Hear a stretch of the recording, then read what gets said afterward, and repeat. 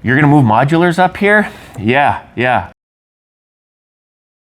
Hey, District 7 family, Dr. Germundson here, along with one of my favorite people in District 7, Mrs. Larson, principal at the high school, and we're here to talk about something that's happening at the high school tomorrow. Here's how this is gonna work, and here's how I see it as very cost effective. So as you remember, we became District 7 when District 1 and District 8 merged in 2021 in July 1, and we had Round Prairie as a school.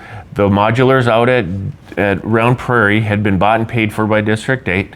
They are owned by the district. Now all of that came into District 7, so we own them. But Round Prairie went offline in about 2023. And so now, after 5 years of the reorganization plan, and this is a state statute, we can actually start to sell property and things that belonged to the district, District 8 and District 1, now is District 7, but you have to wait 5 years. So here we are, July 1 of 2026, we're able to sell things. What we'd like to do is Round Prairie would like to sell that property. There's about 13 acres out there and some stick-built part of the school, but there's some assets. The assets are the modulars. Those are bought and paid for, and those can be moved. And Mrs. Larson came and said, hey, I need some space at the high school. What can we do? Well, cost-effective thing to do is move these modulars, right? We have talked about additions onto the high school. When I was the principal, there was these drawings. The high school is built to be added onto. But right now in 2026, that's probably a little cost prohibitive. We're probably talking tens of millions of dollars.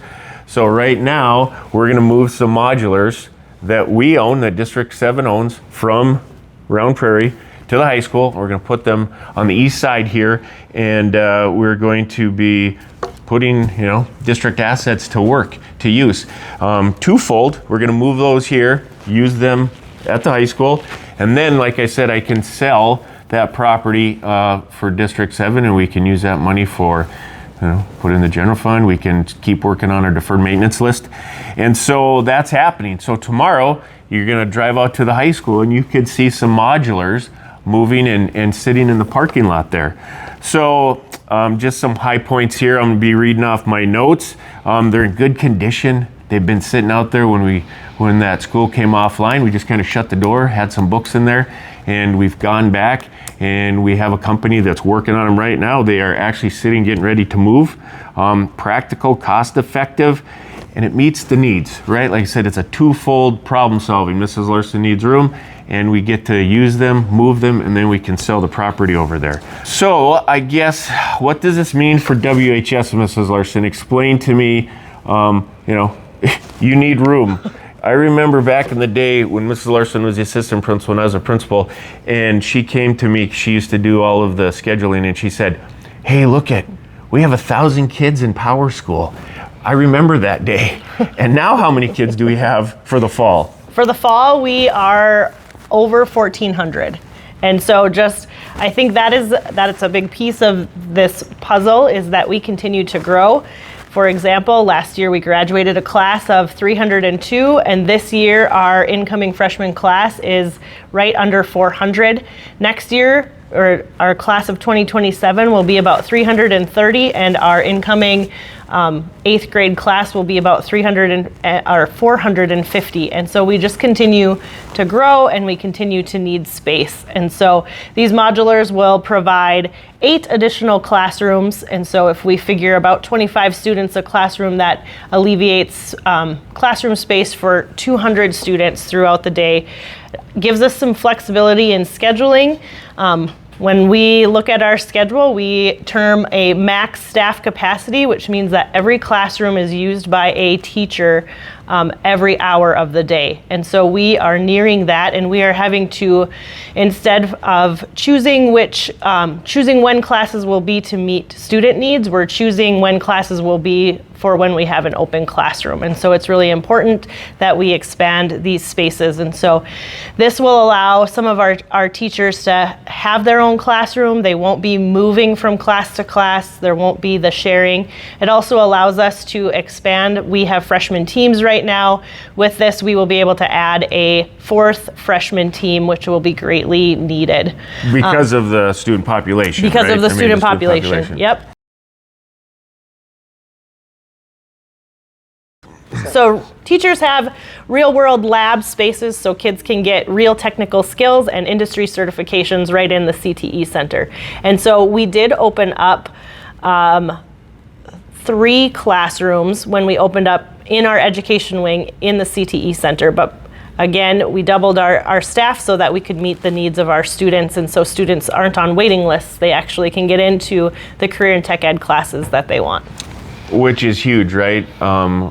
Kenzie Brown, who is our CT director, who has moved. We have a new guy, Jason Butcher, coming in. But the amount of opportunities, I like to use that word, right? Opportunities that our kids have to have these real world experiences and then go out in industry, as we've been talking in the CTE world, right? Not everybody has to do their 4-year degree. We have so many opportunities for our kids, and so we've doubled those. So yeah, there's a $20 million addition, and there's $20 million worth of stuff happening out there, but not any additional room for the reading and the writing and the arithmetic, right? The 3 R's. And so that's why we're going to have to move those modulars in. So great answer to that question, Mrs. Larson. And so that's what's happening. And I think the other piece is, the big question is, when will these be open? Well, they're getting moved now, but there's still lots of logistical pieces. Yes. There's electricity. There are some desks that need to be ordered. The technology needs to be up to speed. And so as they open, we will alleviate some of our shared classrooms and move some classes and some teachers, and hopefully they will be full and up and running in semester 2, January 2027. Yes. So, as we've talked, I know that I kind of briefed this a little bit earlier in the summer, that we had a board retreat in June, and we were talking about deferred maintenance in the future.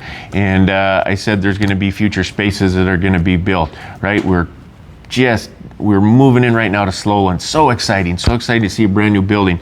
And we're going to need other building spaces, and that's to be determined, right, on where we're going to need them and what we're going to need them for, whether that's things at the high school, at Central Campus, or at more elementaries. But it's a good problem to have, right? We have a growing community, a growing young family base, and so we need good schools. And so we're doing what we can to make spaces for teachers and for students so that they can get the hard work done that they need to do. So pay attention to our Facebook page. I know when we get pictures of them rolling in tomorrow, we'll have pictures of Mrs. Larson out there helping direct traffic as they come in on a semi. And just stay tuned. And if you have any questions, just reach out. Like I said, we're doing what we can to help our students and teachers and families at District 7. So thank you. Thanks, Mrs. Larson. Thanks.